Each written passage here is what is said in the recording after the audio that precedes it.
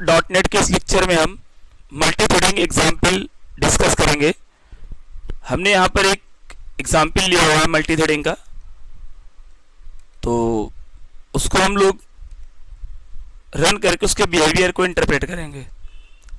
तो multi threading के example के बिहेवियर को इंटरप्रेट करने से पहले हम एक प्रोग्राम बनाएं जिसमें हम मल्टी थ्रेडिंग नहीं बल्कि सीरियल फंक्शन एग्जीक्यूशन को, सीरियल फंक्शन कॉल को एग्जिबिट करके देखेंगे। हमने अपने प्रोग्राम में ये एक कंसोल एप्लीकेशन है जिसमें प्रोग्राम है मेरा एक, और इसमें मैंने दो स्टैटिक मेथड बनाए हैं, public static void method 1 and another is public static void method 2। अब दोनों का मैं आपको वर्किंग दिखाता हूँ। मेथड 1 में देखिए क्या है, int i बनाया for i is equal to 1, i less than और equal to 10, i plus plus, और ये इसके अंदर मैंने एक मैसेज प्रिंट करा दिया है मेथड 1 एंड i कॉन्कैटनेट करके। मतलब ऐसा प्रिंट होकर आएगा मेथड 1 1, मेथड 1 2, मेथड 1 3 ऐसा, और 10 तक जाएगा ये। और आप यहाँ पे देख सकते हैं कि हमने यहाँ पे हर बार क्या किया, स्लीप किया है। तो हर बार स्लीप किया है मतलब मेथड 1 i बराबर 1 के लिए चलेगा और 1 सेकंड के लिए स्लीप हो जाएगा। फिर मेथड 1 i बराबर 2 के लिए चलेगा, फिर 1 सेकंड के लिए स्लीप हो जाएगा। और हर बार i बराबर i की हर वैल्यू के लिए मेथड 1 क्या हो रहा है, स्लीप हो रहा है। ओके, उसी तरह मेथड 2 देखिए, i बराबर 1 से लेकर 10 तक चल रहा है, मतलब for i equal to 1, i less than और equal to 10 and i plus plus. और मेथड 2 और i को प्रिंट कर रहा है और i की हर वैल्यू के लिए thread dot sleep. Thread dot sleep क्या करता है, जितना मिली सेकेंड इसके अंदर हम पास कर देंगे उतने मिली सेकेंड के लिए स्लीप हो जाएगा। तो हमने लिखा थ्रेड डॉट स्लीप 1000, तो 1000 लिखने से ये 1 सेकेंड के लिए स्लीप हो जाएगा। मतलब for each iteration the loop will sleep 1 second. Okay, तो अब इसको देखिए मैंने कॉल किया है मेन प्रोग्राम में, मेथड 1 कॉल किया, फिर मेथड 2 कॉल किया।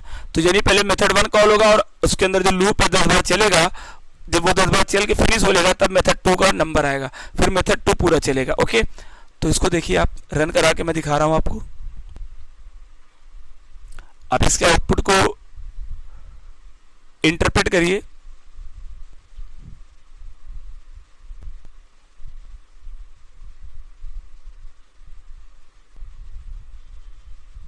देखिए मेथड 1 अभी मेथड 1 ही चल रहा है, मेथड 1 और हर i की हर वैल्यू के लिए स्लीप कर रहा है। फिर मेथड 2 चल रहा है और i की हर वैल्यू के लिए स्लीप कर रहा है। मेथड 2 i की हर वैल्यू के लिए स्लीप कर रहा है 1 सेकंड के लिए, और फाइनली मेथड 2 भी फिनिश हो गया। यानी कि पहले मेथड 1 पूरा चला फिर मेथड 2 चला। ऐसा नहीं हो रहा है कि मेथड 1 जब स्लीप किया तो मेथड 2 पे कंट्रोल ट्रांसफर हो जाए, ऐसा नहीं हो रहा है। और फिर जब मेथड 2 स्लीप करो तो मेथड 1 पे ट्रांसफर हो जाए।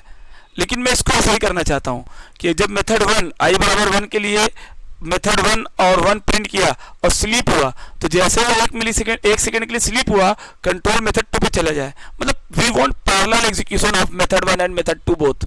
तो उसको करने के लिए इसको मल्टी थ्रेडिंग कैपेबिलिटीज देनी पड़ेंगी। इसके लिए हमने ऊपर एक थ्रेड को इस्तेमाल करने के लिए हमने यूजिंग सिस्टम डॉट थ्रेडिंग लिखा हुआ है। देखिए यहाँ पर हमने लिखा हुआ है यूजिंग सिस्टम डॉट थ्रेडिंग। तो इससे थ्रेड की कैपेबिलिटीज हमारे C# प्रोग्राम में आ जाएंगी, यानी हम थ्रेड क्लास का इस्तेमाल कर पाएंगे। अब हम यहाँ पर इस तरीके से कॉल नहीं करेंगे, हम मेथड 1 और मेथड 2 को स्टार्ट करेंगे, कॉल नहीं करेंगे। पहले इसको हम थ्रेड में रैप करेंगे। हम लिखेंगे थ्रेड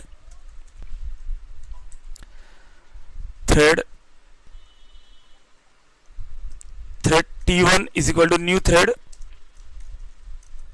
हम T1 में मेथड 1 को रैप कर दे रहे हैं, मेथड 1 को उसके कंस्ट्रक्टर में पास कर दिया। फिर हमने लिखा thread T2 is equal to new thread, और यहां मैंने मेथड 2 पास कर दिया। इस बार आप देखेंगे कि मेथड 1 और मेथड 2 पैरेलल एग्जीक्यूट होगा, यानी मेथड 1 और मेथड 2 स्विच होकर चलेगा।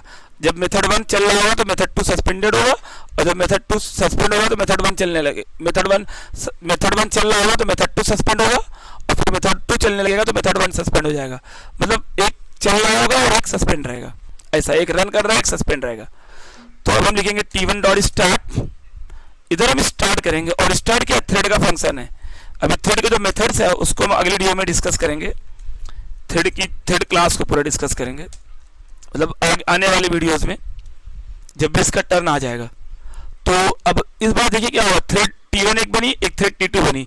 T1 में मेथड 1 कंबाइन है और T2 में मेथड 2 कंबाइन है। हमें लगा T1 dot start, T2 dot start, तो यहाँ पे कॉल नहीं हुआ, यहाँ पे T1 और T2 स्टार्ट हुए हैं।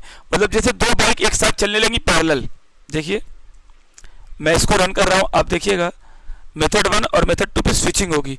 इस बार आउटपुट इंटरप्रेट करके देखिए, देखिए मेथड 1 चला i बराबर 1 के लिए और स्लिप कर गया, और तुरंत मेथड 2 को चांस मिल गया।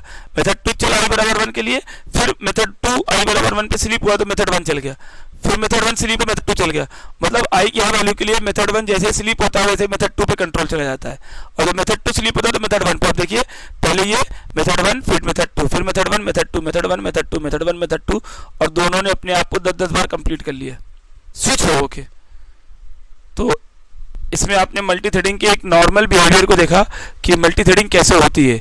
अभी इस लेक्चर में हम इतना ही रखेंगे, अगले लेक्चर में हम इसके आगे डिस्कस करेंगे।